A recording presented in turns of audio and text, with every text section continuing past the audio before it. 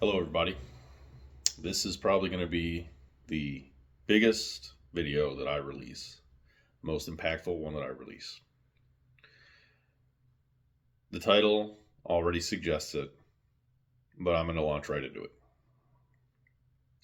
I said on some of my other videos that when I feel the time is right, the tone and the message of my videos are going to change. I said it's probably going to be overnight.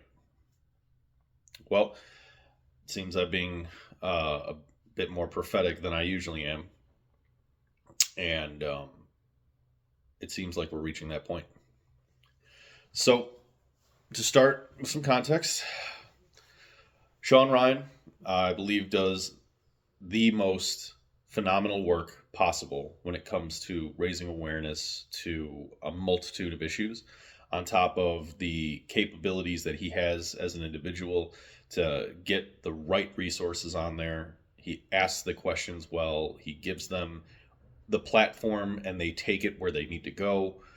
And it always seems like every time he does it, it's the best production possible, and it's the most accurate information possible. He just recently put out a video um, about Commander Masood. I hope I pronounced the name correctly. Who was the son of a major Afghani military strategist who was single-handedly keeping both the Soviets in the 80s and then terrorist cells at bay in Afghanistan up until his assassination 2 days before 9/11. The 9/11, 2001. And what his son was saying on the Sean Ryan show was that for months, his father was trying to tell the US government that there is going to be a terrorist attack. Now, I had to stop the video because I started feeling a sudden intense rage that I haven't felt in a long time. The last time I felt that sort of rage was when I was being forced out of the Navy. Because it seemed like no matter what I had done, it wasn't enough, and I had let too many people down, or I had not left a good impression, whatever the fuck it was. But it just ended up with me being forced out with nothing and told to go fuck yourself. And of course, that's what goes through my mind when I think about this, because I know, having been in the military, what it's like to be the lowest man on the totem pole, being forced to shoulder the burden of responsibility. And doesn't it doesn't seem far fetched to me at all that the government would not listen to someone who's actively in the fight, trying to stem the tide of terrorist activity in their own country, hearing about a potential plan to impact another nation and wanting to try and keep them as safe as possible, give them the intel and be like, hey, look, we're doing what we can, but it may happen on your side. Here's what I have for you. And then our military and our government, sorry, not our military, but our government, not taking it seriously. I don't think any veteran had ever really healed from 9/11. Whether you were already in service, or whether you enlisted shortly after, or even if you enlisted 15 years later like I did. I I did not think I would live through another terroristic activity in my life. And I definitely didn't think that I would still be in the military if it happened. I'm not. I haven't been since 2018. But I seriously took that oath as not just something to keep me motivated through boot camp, through A school, and through my service. I really was giving my life up for something greater than myself.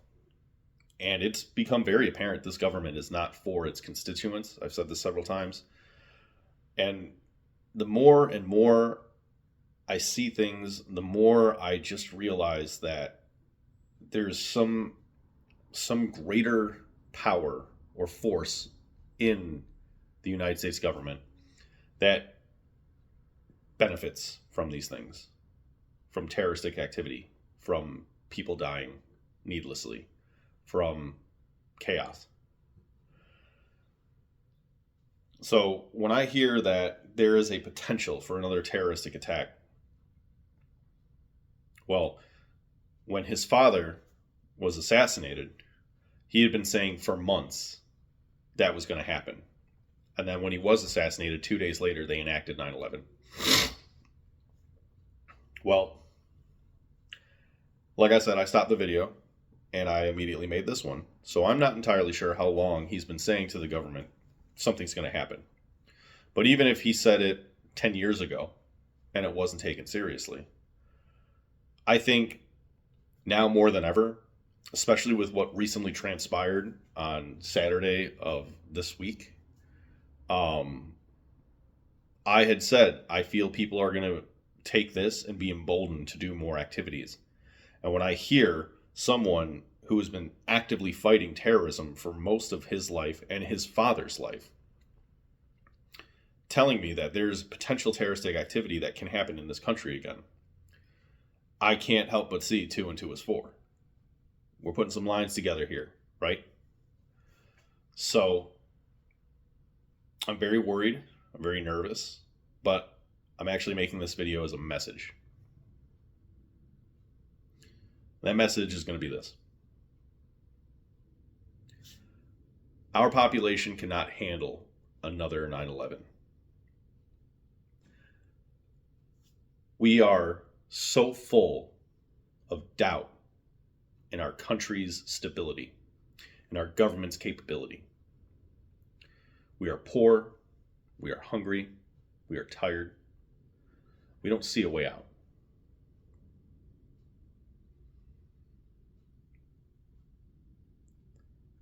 If there's a remote chance that there is a terrorist cell in the United States about to plan and enact a major terroristic activity, and our government lets it happen, they will fall along with the enemy. I want to be very clear on that. I don't care if it's just one person. I don't care if it's an entire organization. Whoever will be responsible for letting that happen will be held accountable by the American people. This is not the turn of the century, the turn of the millennium, where we are full of hope, optimism, opportunity.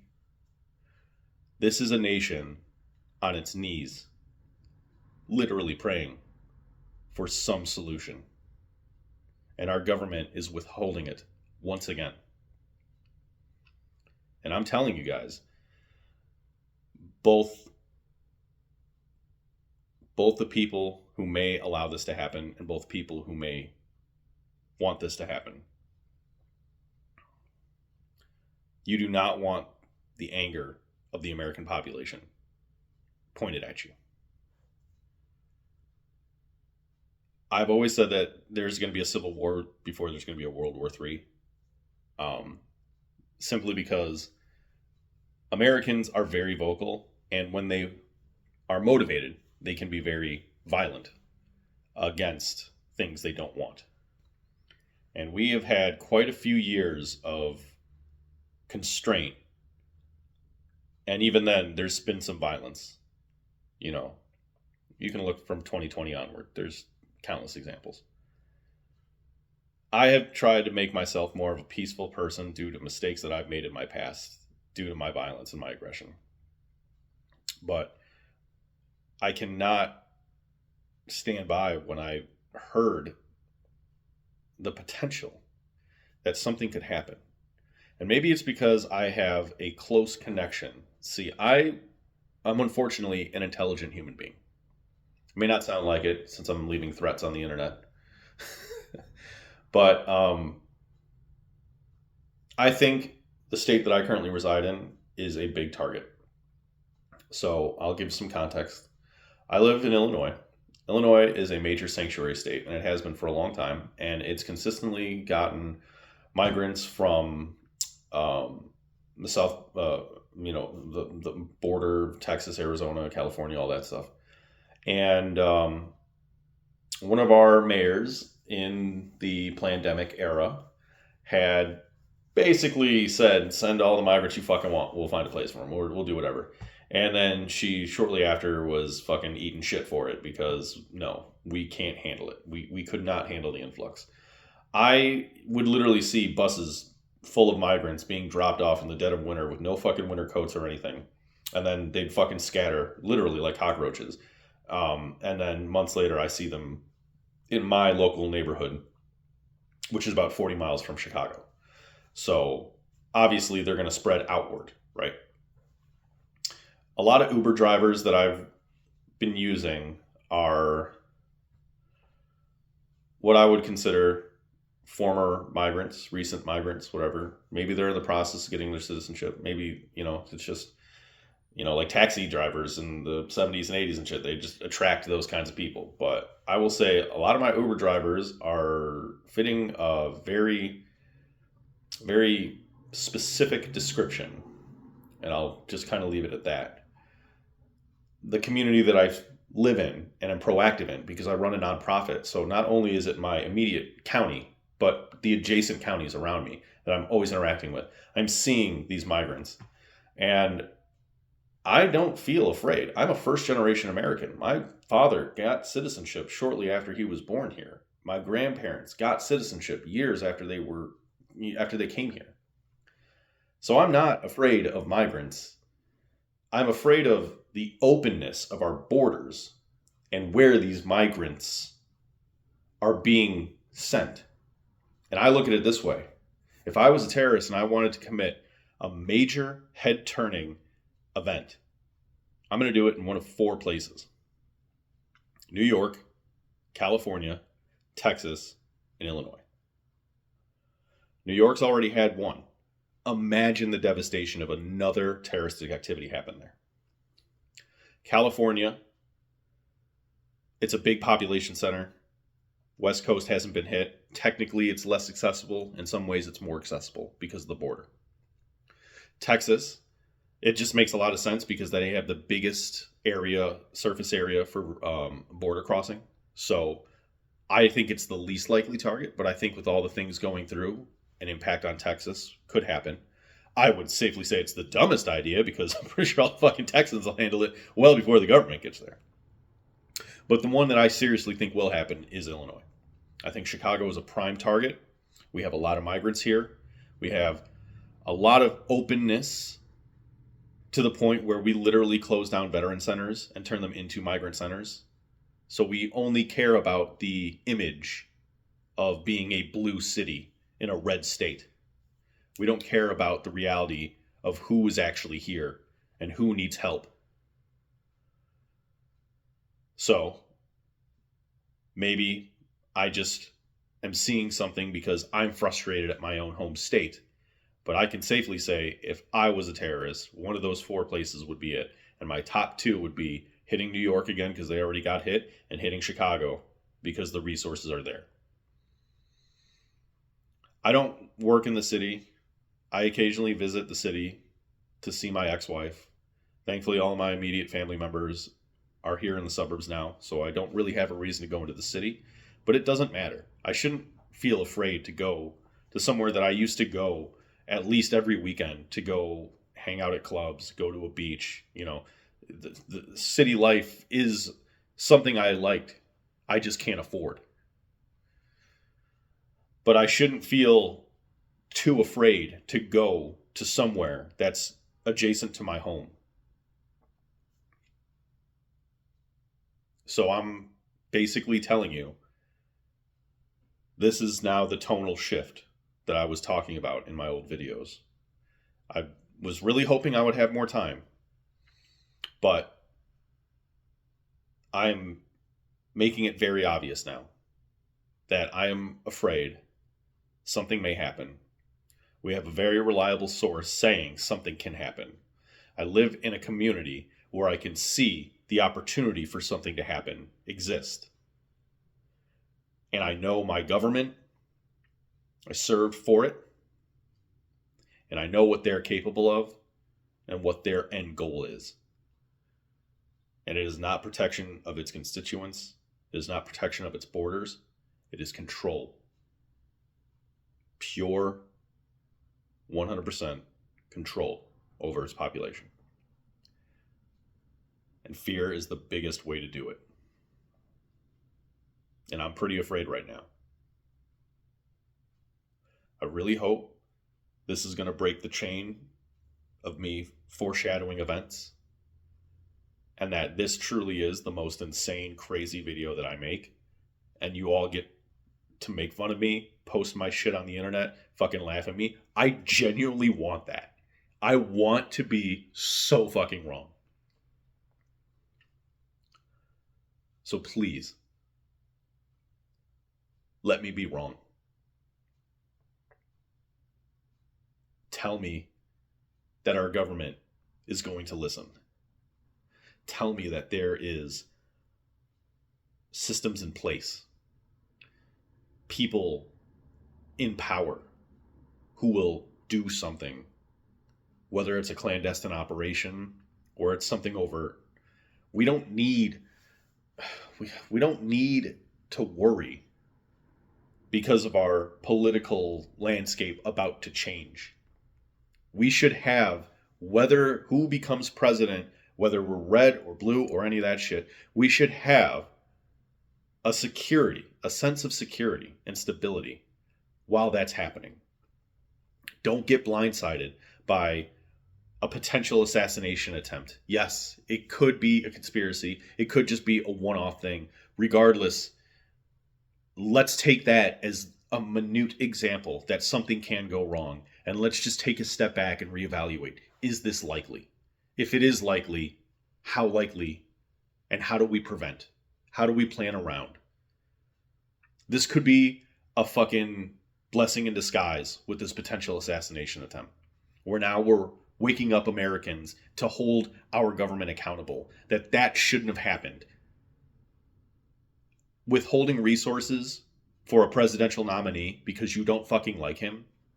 I can't even imagine. That's a high school mentality. You are a fucking high schooler if you are going to seriously jeopardize someone's life because you don't like them. So let's see.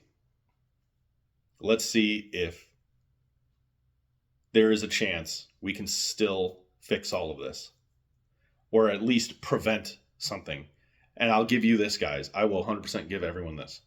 If something happens that was so random and so sudden that even before we could put something in place to check out this group or this location, okay, I'm not going to blame you guys if something just happens. Because unfortunately, that's how life works. But if that response is not appropriate, and there was just an inkling that you guys thought something was going to happen and you didn't act on it, you will fall with our enemies. I will personally hold you accountable for it. And I'm not the only American who will do it. I'm not the only veteran who will do it. This is simply a courtesy from one American to another.